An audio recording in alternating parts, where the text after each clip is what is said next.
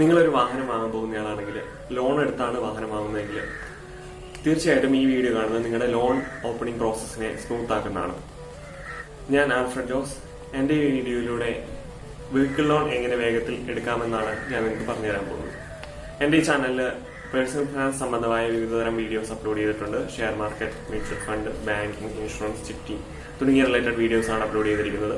നിങ്ങൾ ആദ്യമായിട്ടാണ് എന്റെ ചാനൽ കാണുന്നതെങ്കിലും ഈ ചാനൽ സബ്സ്ക്രൈബ് ചെയ്യുക. അതോടൊപ്പം തന്നെ ബെൽ ബട്ടൺ കൂടി എനേബിൾ ചെയ്തിട്ടുണ്ടെങ്കിൽ ഞാൻ വീഡിയോസ് അപ്ലോഡ് ചെയ്യുമ്പോൾ നിങ്ങൾക്ക് നോട്ടിഫിക്കേഷൻ ലഭിക്കുന്നതായിരിക്കും. നമ്മളിവിടെ ഡിസ്കസ് ചെയ്യാൻ പോകുന്നത് ഒരു സ്വന്തമായ ആവശ്യത്തിന്, അതായത് വ്യക്തിഗത ആവശ്യത്തിന് വേണ്ട കാർ ലോൺ എടുക്കുന്നത് അല്ലെങ്കിൽ ബൈക്ക് ലോൺ എടുക്കുന്നതൊക്കെ എങ്ങനെയാണെന്നാണ്. എല്ലാ ബാങ്കുകളും തന്നെ ഇത്തരത്തിലുള്ള ലോണുകൾ അവരുടെ കസ്റ്റമേഴ്സിന് പ്രൊവൈഡ് ചെയ്യുന്നുണ്ട്. വളരെ ഈസി ആയിട്ട് എടുക്കാവുന്ന ഒരു ലോണാണ് വെഹിക്കിൾ ലോൺ അഥവാ കാർ ലോൺ എന്ന് പറയുന്നത്.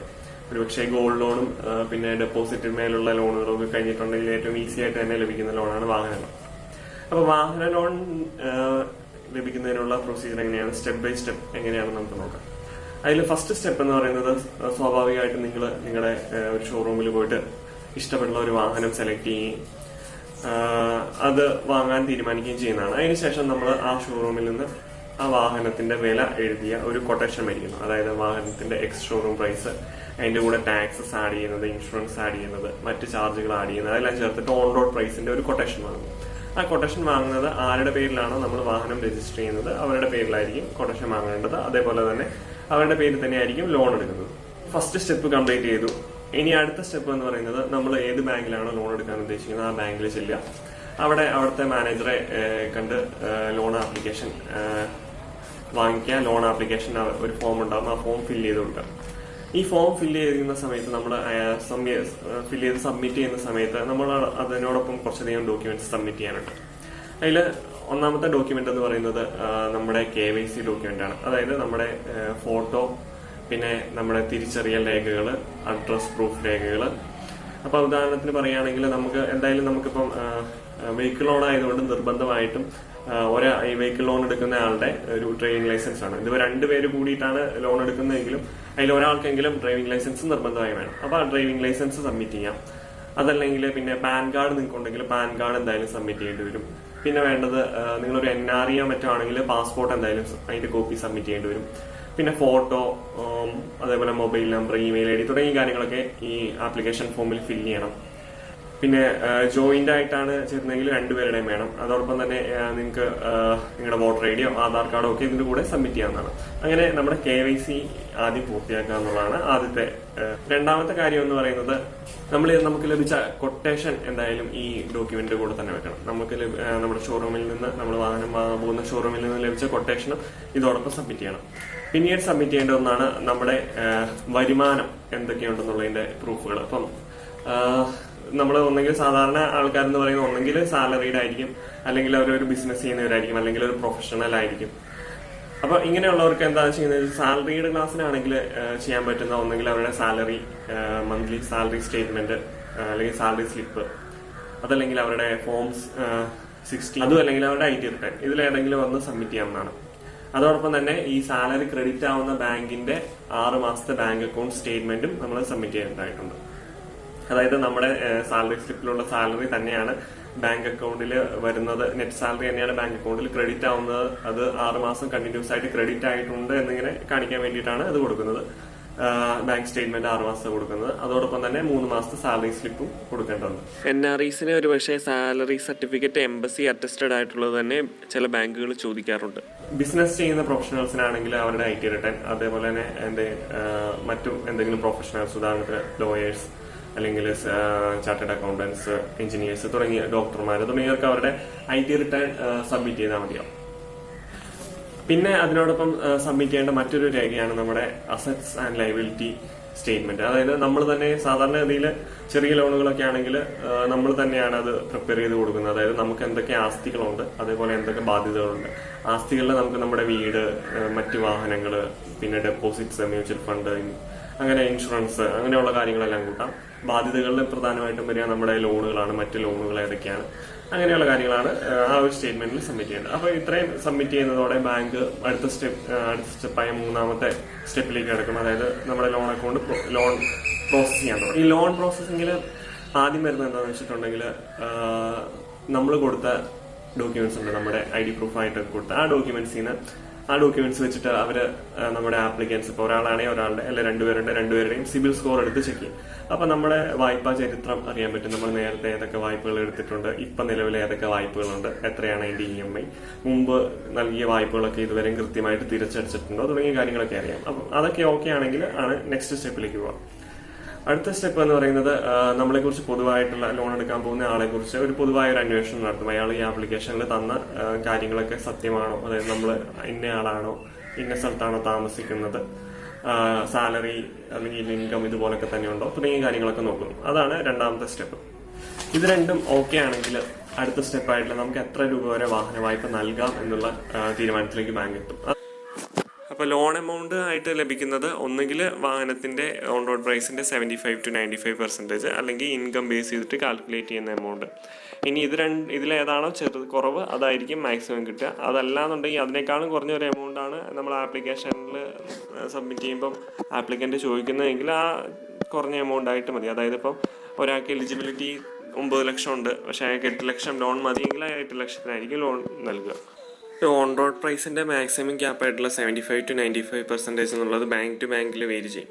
അപ്പോൾ ഏറ്റവും കൂടുതൽ ഇതിൽ ഫിനാൻസ് ചെയ്യുന്ന ബാങ്കുകൾ പോയിട്ട് വേണമെങ്കിൽ നമുക്ക് ലോൺ എടുക്കാവുന്ന ഒരു ഫെസിലിറ്റി ഉണ്ട്. അപ്പോൾ നമുക്ക് അങ്ങനെ അത് അന്വേഷിച്ചിട്ട് പോയി ലോൺ എടുക്കാം. ഇൻകം ബേസ്ഡ് എങ്ങനെയാണ് നമുക്ക് ലോൺ എമൗണ്ട് കാൽക്കുലേറ്റ് ചെയ്യാമെന്ന് ചോദിച്ചിട്ടുണ്ടെങ്കിൽ ഒരു ഉദാഹരണത്തിലൂടെ പറയാം.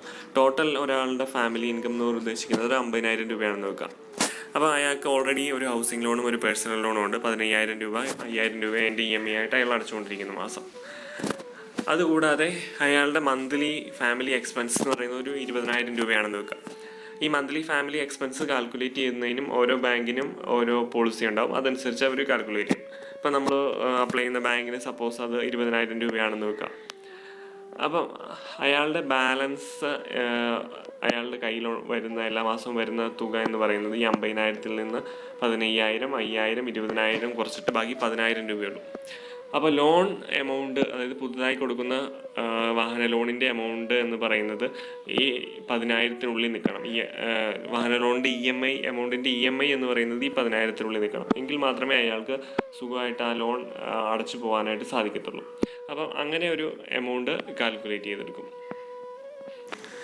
അങ്ങനെ ഈ EMI കാൽക്കുലേറ്റ് ചെയ്യാൻ വേണ്ടിയിട്ട് അവർ ഉപയോഗിക്കുന്നത് 84 months ആയിരിക്കും 4 വീലേഴ്സിന് മാക്സിമം കിട്ടുന്ന EMI പീരീഡ്. അതേപോലെ തന്നെ 2 വീലേഴ്സിനാണെങ്കിൽ മാക്സിമം 35 months ആണ് സാധാരണ കണ്ടുവരുന്നത്.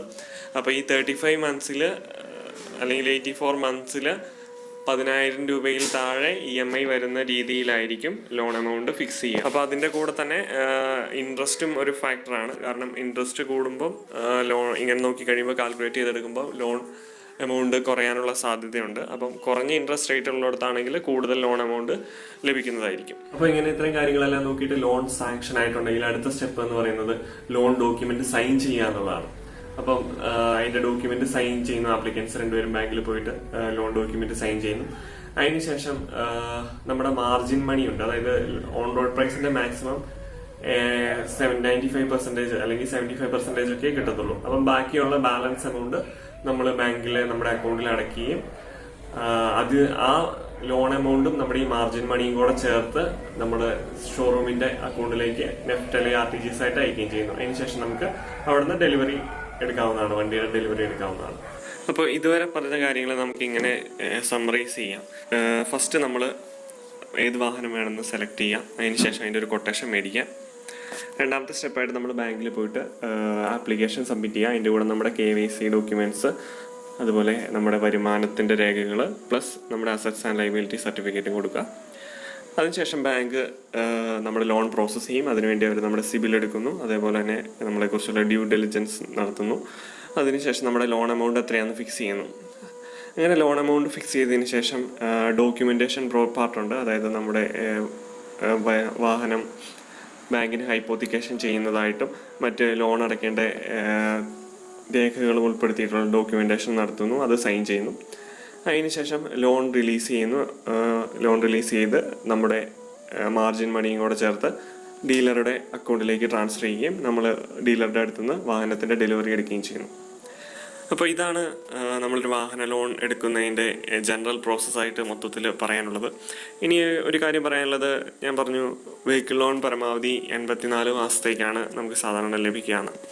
റിട്ടയർ ആവാൻ ഒരു 2-3 വർഷം മാത്രം ബാക്കിയുള്ള ഒരാളൊരു വെഹിക്കിൾ ലോൺ അപേക്ഷിച്ചിട്ടുണ്ടെങ്കിൽ അദ്ദേഹത്തിന് ഒരു പക്ഷേ 84 മാസത്തേക്ക് ലഭിക്കണമെന്നില്ല. അദ്ദേഹത്തിന് ഇനി റിട്ടയർ ആവാൻ എത്ര മാസമുണ്ടോ അതുവരെ മാത്രമായിരിക്കും ലോണിൻ്റെ കാലാവധിയായിട്ട് ലഭിക്കുക.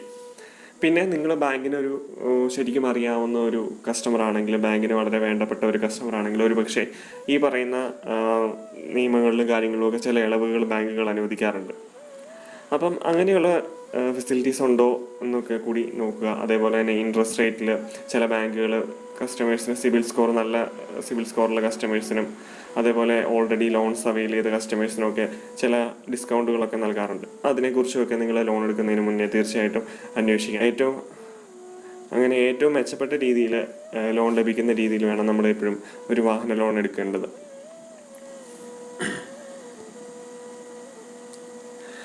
പിന്നെ എനിക്കിതിനെക്കുറിച്ച് പറയാനുള്ള ഒരു അഡീഷണൽ ടിപ്പ് എന്ന് പറയുന്നത്, ഏറ്റവും അവസാനത്തെ ടിപ്പ് എന്നുള്ളത്, വാഹനത്തെ നമ്മൾ ഒരിക്കലും ഒരു അസറ്റായി കണക്കെടുക്കാൻ പറ്റില്ല. എന്തുകൊണ്ടാണെന്ന് ചോദിച്ചിട്ടുണ്ടെങ്കിൽ, അസറ്റ് എന്ന് പറയുന്നത് നമ്മൾക്ക് എന്തെങ്കിലും ഇൻകം തരുന്ന ഒരു വസ്തുവാണ് അസറ്റ്. ഇതെവിടെ നിന്നാണ് ഈ ഐഡിയ കിട്ടിയെന്ന് ചോദിച്ചിട്ടുണ്ടെങ്കിൽ, റിച്ച് ഡാഡ് പുവർ ഡാഡ് എന്ന് പറയുന്ന ഒരു പുസ്തകമുണ്ട്, റോബർട്ട് കിയോസാക്കി. ആ പുസ്തകത്തെക്കുറിച്ചുള്ള ഒരു ചെറു വിവരണം എൻ്റെ ഈ ഞാനൊരു വീഡിയോ ആയിട്ട് ചെയ്തിട്ടുണ്ട്. അത് ഈ വീഡിയോയുടെ ഡിസ്ക്രിപ്ഷനിൽ കൊടുക്കുന്നുണ്ട്, നിങ്ങൾക്കത് വാച്ച് ചെയ്യാവുന്നതാണ്. എൻ്റെ ഈ വീഡിയോ ഇത്രയും നേരം കണ്ട എല്ലാവർക്കും ഞാൻ നന്ദി പറയുന്നു. Thank you.